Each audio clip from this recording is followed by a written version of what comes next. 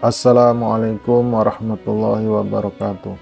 Puji syukur kehadirat Allah Subhanahu wa Ta'ala yang telah mempertemukan kita di channel ini. Salawat serta salam kita haturkan kepada baginda Nabi besar Muhammad sallallahu alaihi wasallam. Allahumma salli ala sayyidina Muhammad wa ala ali sayyidina Muhammad. Sahabat beriman yang dirahmati Allah, semoga senantiasa Allah karuniakan rizki yang berlimpah, sehat walafiat, serta umur yang panjang dan penuh berkah. Amin. Al-Quran adalah kitab suci umat Islam sebagai pedoman hidup yang penuh hikmah untuk umat manusia. Membaca Al-Quran tidak hanya menjadi ibadah, tapi juga membawa berbagai manfaat bagi kehidupan sehari-hari.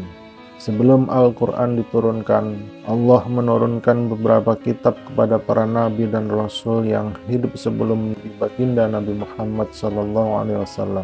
Kitab-kitab tersebut antara lain kitab Zabur, Taurat, dan Injil. Namun, semua kitab tersebut tidak terjamin keasliannya karena sudah dirubah isinya dan disesuaikan dengan keinginan nafsu manusia. Hanya Al-Quran yang Allah jamin keasliannya sampai hari kiamat. Sebagaimana disebutkan dalam Al-Quran surat Al-Hijr, surat ke-15 ayat 9. Allah berfirman, sesungguhnya kamilah yang menurunkan Al-Quran dan kami pula yang menjaganya. Ayat ini memberikan jaminan tentang kesucian dan kemurnian Al-Quran selama-lamanya hingga akhir zaman dari pemalsuan. Salah satu wujud Allah Subhanahu wa Ta'ala dalam menjaga Al-Quran ini adalah menciptakan jutaan penghafal Al-Quran di seluruh dunia.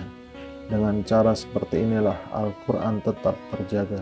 Sahabat beriman, berikut ini manfaat membaca Al-Quran berdasarkan hadis Nabi dan dalil dari ayat suci Al-Quran. Yang pertama, sebagai petunjuk serta obat penyakit lahir maupun batin. Al-Quran merupakan petunjuk jelas bagi umat manusia. Rasulullah Sallallahu Alaihi Wasallam bersabda, sesungguhnya Al-Quran adalah petunjuk yang penuh cahaya dan obat penyembuh. Oleh karena itu, janganlah kamu meninggalkannya setelahku. Kamu tidak akan pernah sesat selama berpegang teguh padanya. Hadis riwayat Muslim. Membaca Al-Quran, memahami artinya serta mengamalkannya dalam kehidupan sehari-hari akan membawa kita pada jalan kebenaran dan memberikan cahaya di tengah kegelapan kehidupan dunia. Yang kedua, sebagai penyejuk hati dan jiwa. Hadis Nabi juga menyebutkan bahwa setiap kali kita membaca Al-Quran, hati dan jiwa kita mendapatkan ketenangan. Rasulullah SAW bersabda, hati yang kering seperti tanah tandus dan Al-Quran menumbuhkannya hingga basah dan subur. Hadis riwayat Ahmad. Membaca Al-Quran membawa kelembutan pada hati yang kering oleh kesibukan dan keramaian dunia. Membaca Al-Quran secara rutin setiap hari tidak hanya mendatangkan pahala yang berlimpah untuk yang membaca serta mengamalkan isinya, akan tetapi mampu memberikan implikasi besar untuk kesehatan tubuh. Maka semakin sering dan konsisten membaca Al-Quran, maka semakin besar pula manfaat yang diperoleh. Yang ketiga, penghapus dosa. Membaca Al-Quran memiliki keistimewaan dalam menghapus dosa-dosa kita. Rasulullah SAW bersabda, bacalah Al-Quran, karena dia akan datang pada hari kiamat sebagai pemberi syafaat bagi pembacanya. Hadis riwayat Muslim. Membaca dan merenungkan makna Al-Quran menjadi bentuk pengakuan dan permohonan ampun kepada Allah Subhanahu wa Ta'ala. Dalam hadis lain, baginda Nabi Muhammad bersabda, siapa saja yang membaca satu huruf dari kitabullah, yaitu Al-Quran, maka dia akan mendapat satu kebaikan, sedangkan satu kebaikan dilipatkan kepada 10 semisalnya. Aku tidak mengatakan alif, lam, mim satu huruf, akan tetapi alif satu huruf, lam satu huruf, dan mim satu huruf. Hadis riwayat At-Tirmizi. Allah Subhanahu wa Ta'ala juga berfirman, dirikanlah salat pada kedua ujung hari, yaitu pagi dan petang, dan pada bagian-bagian malam. Sesungguhnya perbuatan-perbuatan baik menghapus kesalahan-kesalahan. Itu adalah peringatan bagi orang-orang yang selalu mengingat Allah. Al-Quran Surat Hud ayat 114. Yang keempat, pedoman dalam hidup. Al-Quran tidak hanya memberikan petunjuk untuk kebahagiaan akhirat, tetapi juga memberikan pedoman dalam kehidupan sehari-hari.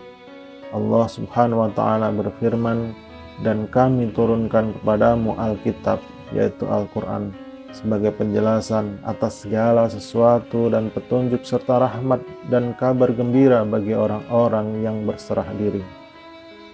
Quran Surat An-Nahl ayat 89.